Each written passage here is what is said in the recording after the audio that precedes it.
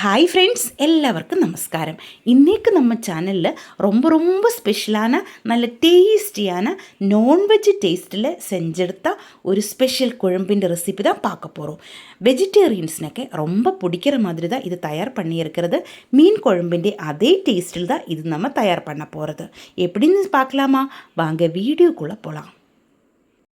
இது தயார் பண்ணுறதுக்காக 100 கிராம் கோவக்காய் இதே மாதிரி நீளத்தில் கட் பண்ணியது எடுத்து வச்சுருக்கிறேன். ஒரு கோவக்காய் 4 பீஸாய் தான் நான் கட் பண்ணியிருக்கு.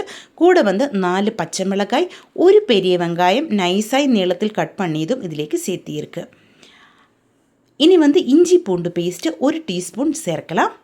கூட தேவையான உப்பு சேர்க்கலாம். அதுக்கப்புறமா புளி சேர்க்கலாம். நான் குடம்புளி தான் எடுத்திருக்கிறேன். பாருங்கள், ஒரு சின்ன பீஸு. நீங்கள் சாதாரணமாக புளியாக இருந்தால் ஒரு லெமன் சைஸில் புளி தண்ணியில் ஊற வச்செடுத்து அது புளிஞ்செடுத்த தண்ணி இதிலேக்கு சேர்க்கலாம். வரமிளகாய் தூள் 1 டீஸ்பூன், 1/2 டீஸ்பூன் கொத்தமல்லி தூள், 1/4 டீஸ்பூன் மஞ்சள் தூள், 1/2 டேபிள் ஸ்பூன் எண்ணெய், இவ்வளோ நான் இதிலேக்கு சேர்த்தியிருக்கேன். இனி நமக்கு கை வச்சு இது நல்லா மிக்ஸ் பண்ணி எடுக்கலாம். கொஞ்சம் கறிவேப்பிலையும் நான் இதிலேக்கு சேர்த்தியிருக்கு.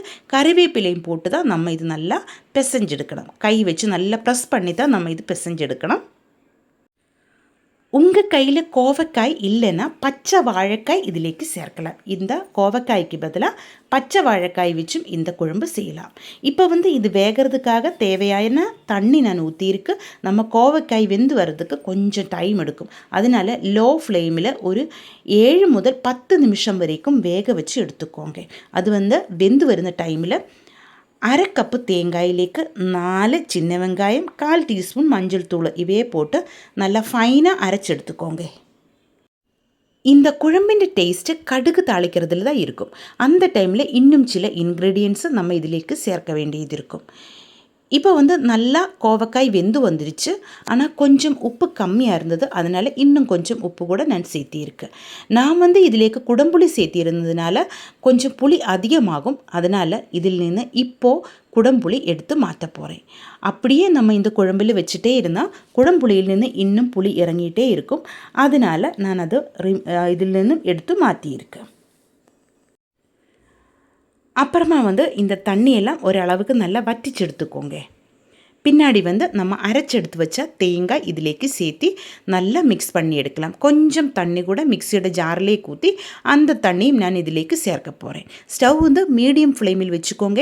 நம்ம மண் சட்டியில் தான் கோவக்காய் வேக வச்சு எடுத்துருக்கு. அதனால் மண் சட்டி நல்ல சூடாயிருக்கும்.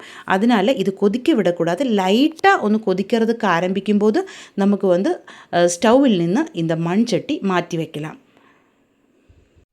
இப்போது கொஞ்சம் உப்பு கூட நான் இதிலேக்கு சேர்த்தியிருக்கு. கொஞ்சம் உப்பு கம்மியாய மாதிரி தான் தோணியது. அதனால தான் குடம்புளியோட ஒரு சின்ன பீஸும் இருந்தது. அதையும் நான் எடுத்து மாற்றியிருக்கு.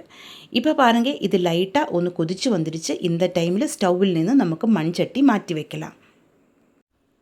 அப்புறமா நமக்கு இதிலேக்கு கடுகு தாளித்து சேர்க்கலாம். அதுக்காக ஒரு கடாய் நான் அடுப்பில் வச்சுருக்கு. அதிலேக்கு 1/2 டேபிள் ஸ்பூன் எண்ணெய் ஊற்றியிருக்கு. தேங்காய் எண்ணெய் தான் நான் இதிலேக்கு ஊற்றியது. கடுகு போடலாம். நல்லா வெடித்ததுக்கப்புறமா 1 டேபிள் ஸ்பூன் சின்ன வெங்காயம் நைஸாய் ரவுண்டில் கட் பண்ணியதும் கறிவேப்பிலையும் போட்டு நமக்கு ஃப்ரை பண்ணி எடுக்கலாம். அதுக்கப்புறமா நமக்கு ஸ்டவ் ஆஃப் பண்ணலாம். பின்னாடி இதிலேக்கு 1/2 டீஸ்பூன் வரமிளகாய் தூள் சேர்க்கலாம். 1/4 டீஸ்பூன் வெந்தயம் தூள் சேர்க்கலாம். இது ரெண்டும் கண்டிப்பாக நம்ம இதிலேக்கு சேர்த்தி தான் ஆகணும். அப்போ தான் நம்ம குழம்பிൻ്റെ ரியல் டேஸ்ட்டு நமக்கு கிடைக்கும். இப்போ வேக வச்செடுத்த குழம்பிலேக்கு நம்ம கடுகு தாளித்ததை அப்படியே ஊற்றி ஒரு 2 நிமிஷம் மூடி வைக்கலாம். இப்போ கலர் விடக்கூடாது. 2 நிமிஷம் அப்படியே மூடி வச்சு எடுத்துக்கோங்க.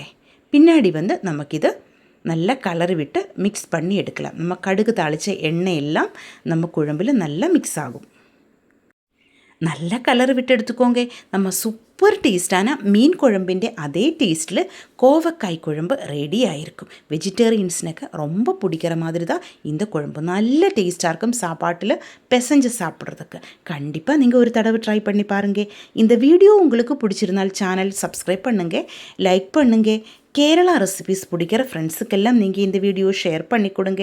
ஹைப் ஆப்ஷன் ப்ரெஸ் பண்ணி என்ன கொஞ்சம் சப்போர்ட் பண்ணுங்கள். உங்களுடைய ஃபீட்பேக்கு கமெண்டில் எழுதி போடுங்க.